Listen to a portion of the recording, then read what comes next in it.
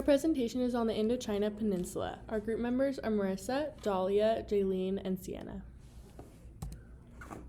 As for the approximate whereabouts of the region, mainland Southeast Asia, historically known as the Indochina and the Indo-Chinese Peninsula, is the continental portion of Southeast Asia.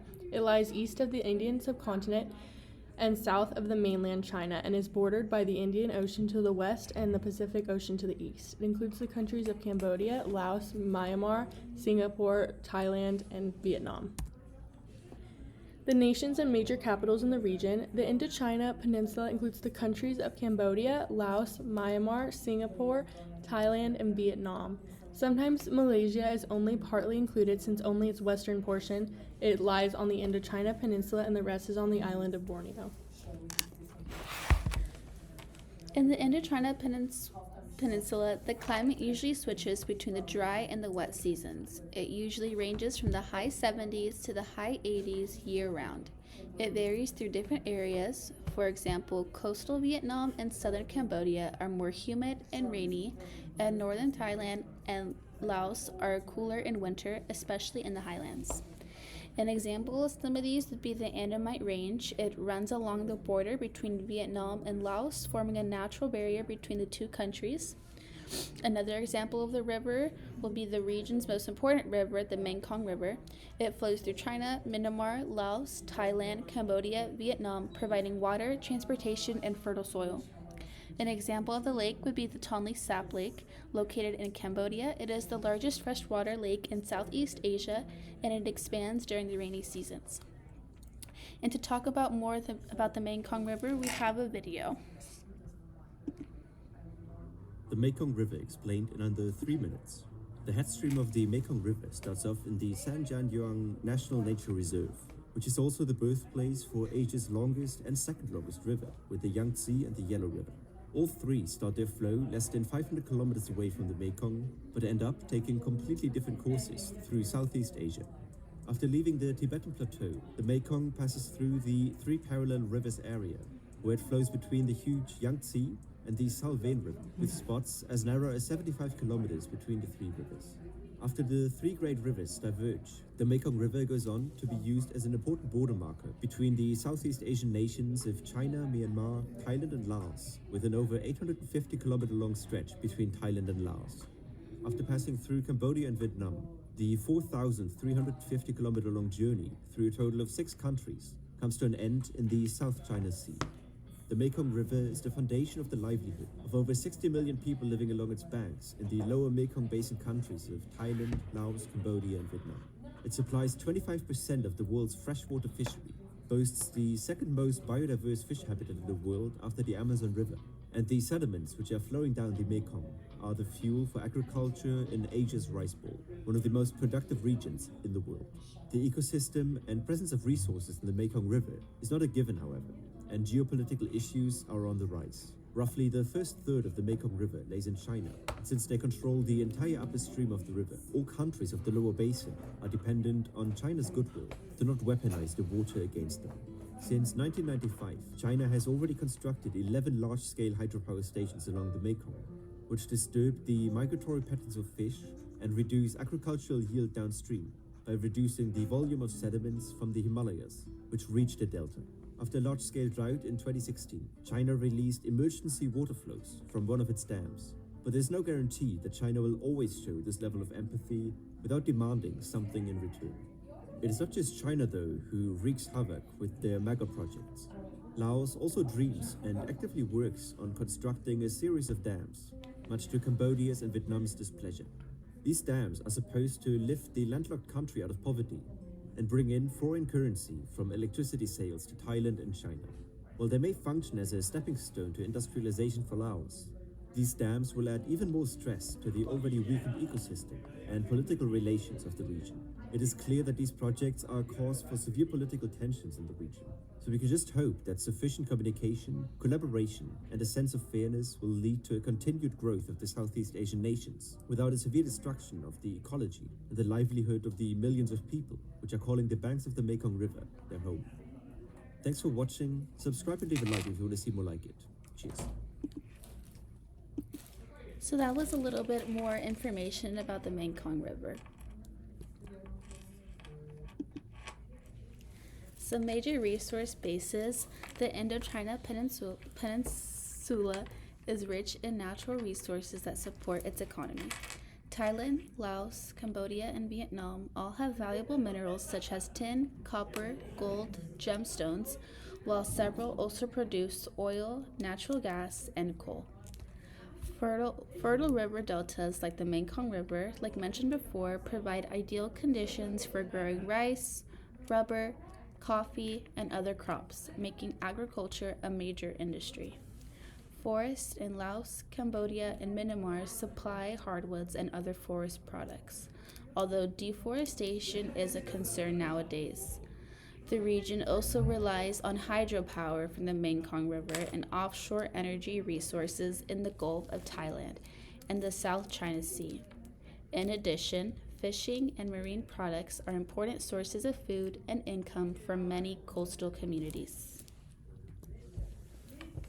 Approximate population size of the region. As of 2023, about 619 million people live in Indochina region, which includes Cambodia, Laos, Malaysia, and the Philippines.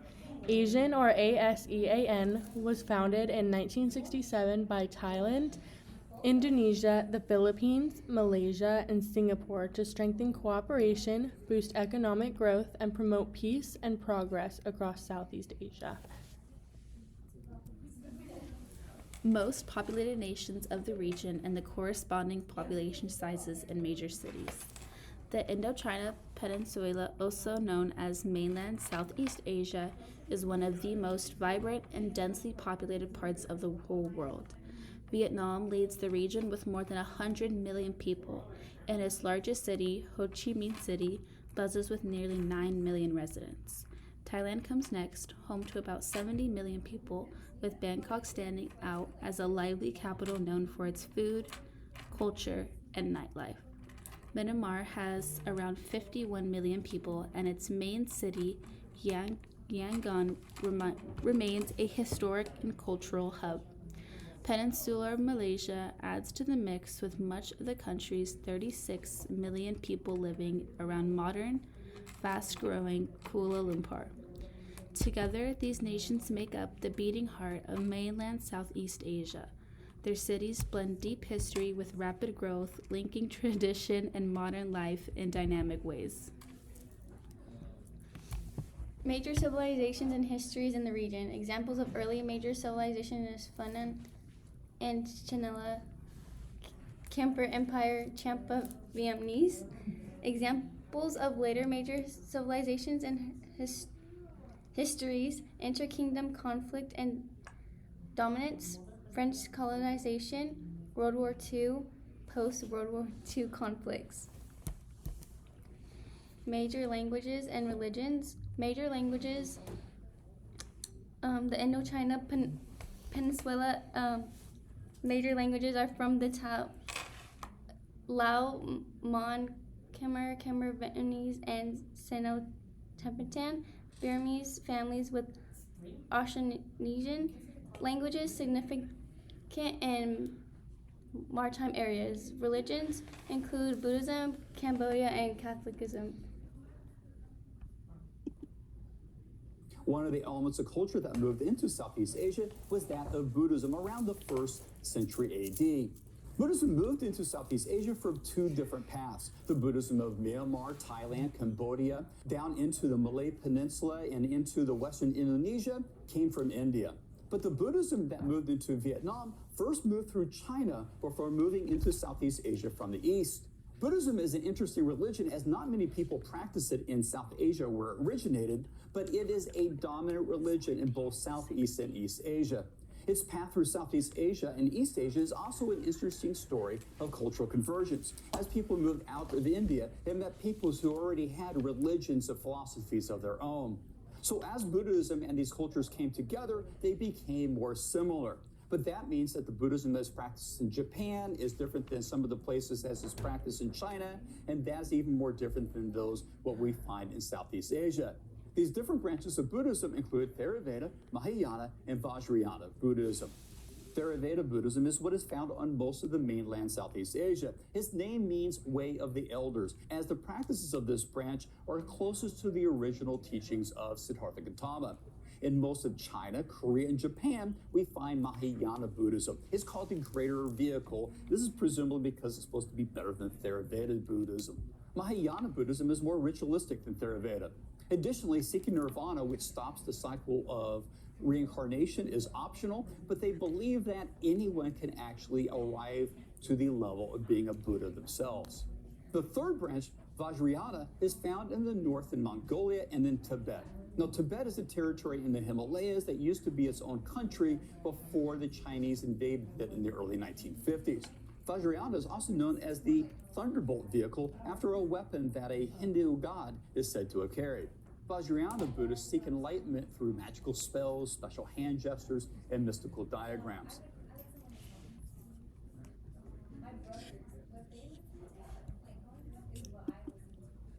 One of the elements of culture that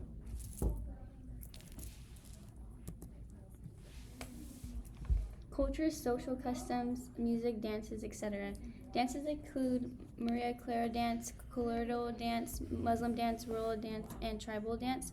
The cultures include Indian, Chinese, and multiple ethnic groups and kingdoms. The music include tapestry of diverse influences that spans thousands of years.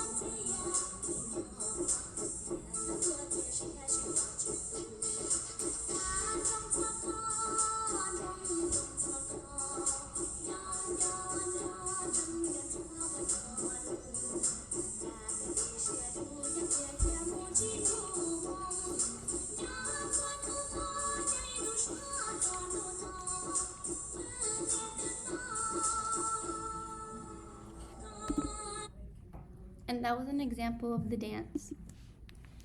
Political structures, organizations, and issues. Political structures include Bangladesh, Bhutan, India, Nepal, and Pakistan. Of these three are federal republics, India, Nepal, and Pakistan.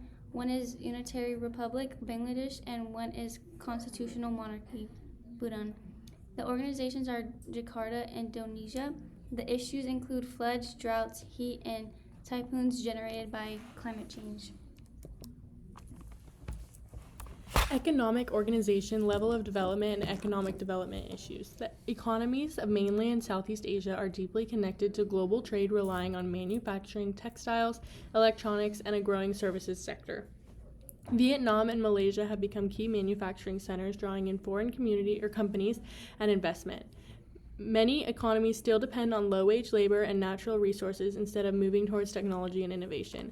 Poor infrastructure, environmental pressures, and uneven development make it harder for people in rural areas to share in economic progress. Development levels differ a lot across the region. Malaysia and Thailand are relatively advanced, while countries like Myanmar and Laos still face major economic challenges. Most governments mix state planning with foreign investment and export-driven policies, working together through Asian to boost regional growth. Because they depend so much on exports, these countries are vulnerable to global downturns, trade disputes, and climate change. Inequality, corruption, and limited access to education and healthcare continue to hold back fair and sustainable growth across the region.